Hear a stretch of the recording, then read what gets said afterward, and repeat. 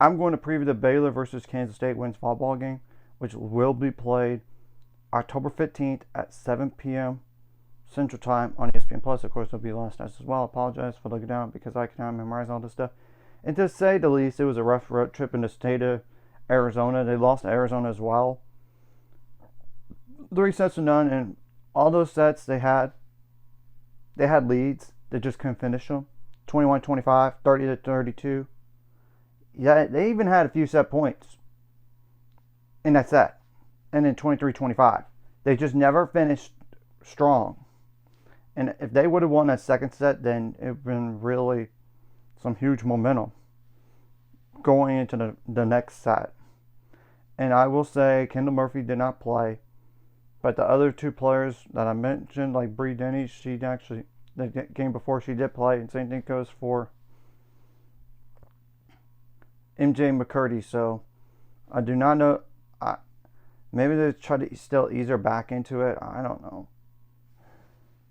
Thus, Baylor is 9-6 overall, 4-3 in the Big 12, and I do not know whether or not Baylor's going to be ranked, or they're going to just be receiving votes. It wouldn't shock me either way. If Baylor's ranked, I'll put in a title. It all also depends about results around the country, and I'm pre-recording this ahead of time, so that way all I have to do is just upload it right away. In Kansas State, they're 10-4 overall, 3-3 in the Big 12. Obviously, they play one less conference game than Baylor. They did win their last game against Texas Tech, but that was 3-0. Not shocking, given how Texas Tech is this year. But they have played a lot of, some 5-7 matches, like Iowa State. They lost that one. They even played Cincinnati then in 5 sets, West Virginia in 5 sets, East Carolina in 5 sets, North Carolina in 5 sets. So yeah, they're dangerous. They have played a lot of teams close. They even beat North Carolina when North Carolina was ranked. So I would not sleep on this team for sure. Yet they're the same team that lost to UC Santa Barbara on the road. And they also lost to Arizona too. So, I don't know which team's going to show up for Kansas State necessarily. What are some players to keep an eye on? And obviously the first one is Callie Pond, Ponn, number 1. A 5'6" libero/defensive specialist as a freshman. No kills on no attempts, 29 assists, 9 service aces, 19 service errors, 10 receiving errors, 93 digs. That's really it. And I do not know the injury stats for Kansas State. So if I'm skipping down some players or mention some players that didn't even play ahead of time, I know. They don't do that injury status stuff for the Big 12 for this sport. They just don't. And there's Reagan Fox, number 4. A 6'2" opposite/outside hitter that is a redshirt sophomore. 70 kills on 219 attempts with 44 attacking errors. 7 assists, 2 receiving errors, 17 digs, 21 blocks, 2 of those solo, 1 block and error. There's Anaya Clinton, number 5. A 6'2" outside hitter/opposite as a redshirt junior. 197 kills, which is second most on the team, on 533 attempts, which is second most on the team. But the attacking errors is actually the most on the team with 96. Believe it or not. 9 assists, 10 service aces, 29 service errors, which is the most on the team. 5 receiving errors, 123 digs, 21 blocks, 2 of those solo, and 3 blocking errors. There's Simone Sims, Symone, number 7. A 5'5" libero/defensive specialist that is a junior. And I'll put the stats in the roster in the description below so y'all could see it. And this is the player, gotta watch them. No kills on 6 attempts with 1 attacking error, 60 assists, 12 service aces, 17 service errors, 9 receiving errors, 193 digs, which is the most on the team. And that's it. And there's Ava LeGrand, number 11. A 5'10" setter that is a senior. 46 kills on 111 attempts with 15 attacking errors, 540 assists, which is the most on the team, 14 service aces, 13 service errors, 155 digs, 36 blocks, 3 solo, 1 blocking error. There's Emerson Van Lanen, number 13. A 5'11" setter that is a freshman. Retro freshman at that. No kills on no attempts. 13 service aces, 8 service errors, 13 receiving errors. That's it. There's Shaylee Myers, number 14. A 6-foot opposite / outside hitter that is a senior.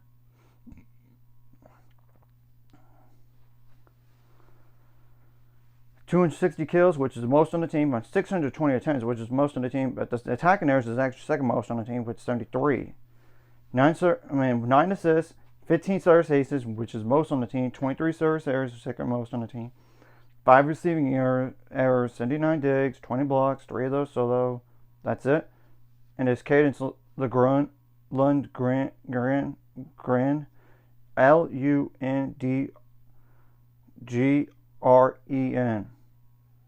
number 16.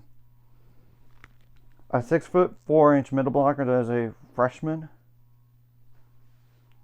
19 kills on 58 attempts with 13 attacking errors, 1 assist, 1 receiving error, 5 digs, 29 blocks, 4 of those solo, 3 blocking errors.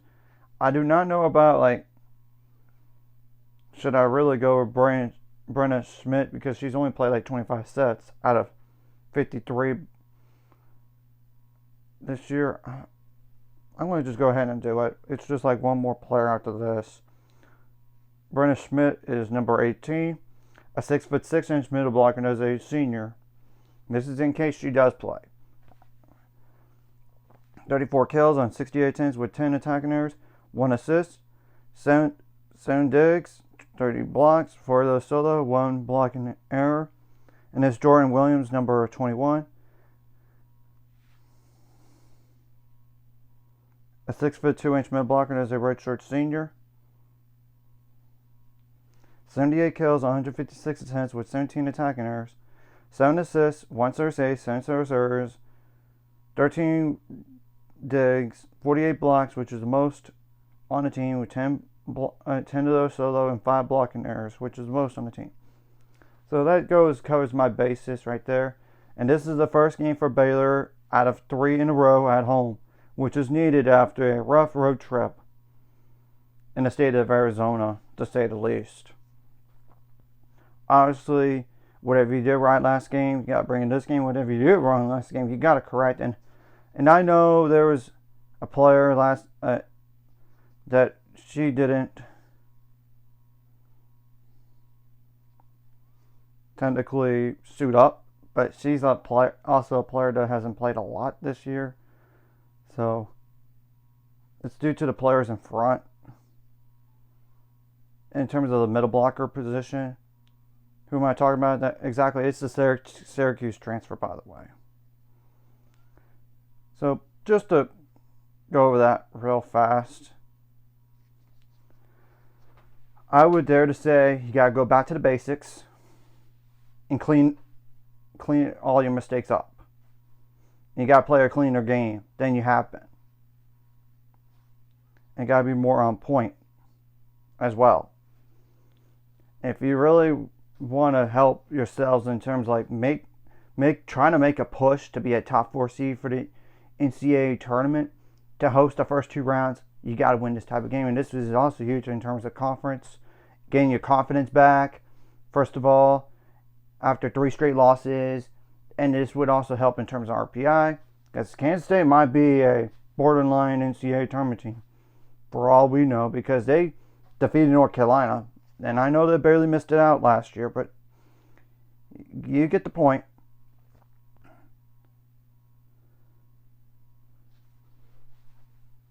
You got to make adjustments on the fly, both offensively and defensively.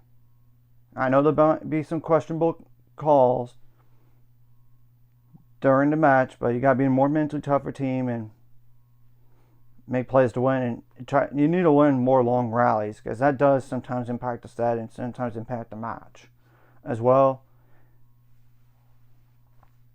Now, sometimes your best defense comes from your serving, so you got to serve tough and you got to serve better.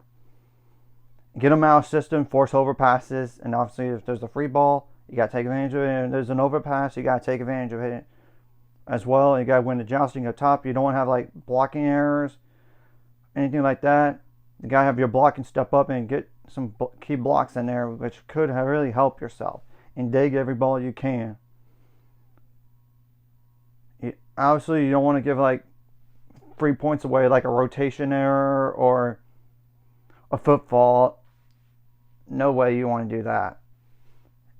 You want to try to limit your service errors too, but at the same time, you can't be so conservative on the serving as well. If it's one particular spot, you could see, hey, that they're not be able to pass the ball well. Yeah, that would be helpful, and get them out of system. And you need to kind of read their cues on where they're going to go, and shut down the best players as much as you can in terms of attacking. And don't be shocked if the setter does go for a kill sometimes. Obviously, on offense, you got to receive the ball better. You don't want to have ball handling errors in general. Same thing goes, like, limit your attacking errors. That's another thing you got to do. And have some variety in offense. And if they go with the hot hand, and like in terms of if they can't stop a certain player, continue to grind with it. And take all the frustration from the last 3 games really, and pour it on Kansas State. And you got to get your home crowd involved while taking out the Kansas State fans from this game as much as possible here. So yeah, I don't want to overkill on all this, and honestly, you don't want to hit the antenna either, or have like net violations. But honestly, if they do all that, it's really on them. You can't be intimidated by the other team. You got to focus on the next play. And you got to hold leads better late in sets. And you got to finish better than late in sets than you have been. And if you're dealing with adversity, try to climb back into it 1 point at a time. You did that at times. It's just, if you're playing some bonus volleyball, you got to just try to relax and not let that situation get to your head and all this. So yeah, I don't want to overkill on this. I don't expect Kansas State to even receive votes. It's more like, is Baylor going to be ranked, or are they not going to be ranked? That is the question. And like I said, I'll put it in the title if they are ranked. And you need it. At the end of the day, rankings, I know, don't ultimately matter because RPI does. And this is also huge in terms of conference. You don't want to get your 4th conference loss already. You started 4-0 in the Big 12 and then 3 games in a row. Let's try to end the bleeding in terms of the conference losses right this game. And hopefully, with all those players getting healthier, you'll have more time to practice with a healthier squad when compared, or a little bit healthier squad than you have been. So, we're going to have to wait and see what happens. So, anyways, if you like this content, hit the like, subscribe button. See you guys later on the road to 800 subscribers. Goals, ultimate goal is 1,000 more. Some more money. This, of course, like a video, comment video, really helps YouTube background. Some more people see us. Sharing the video does help as well. Some more people could watch. And if you're watching and not subscribe, hit subscribe button, hit the notification bell as well, and have your key players step up in this type of game. And the same thing goes for your role players. So let's go out there, give our best shot.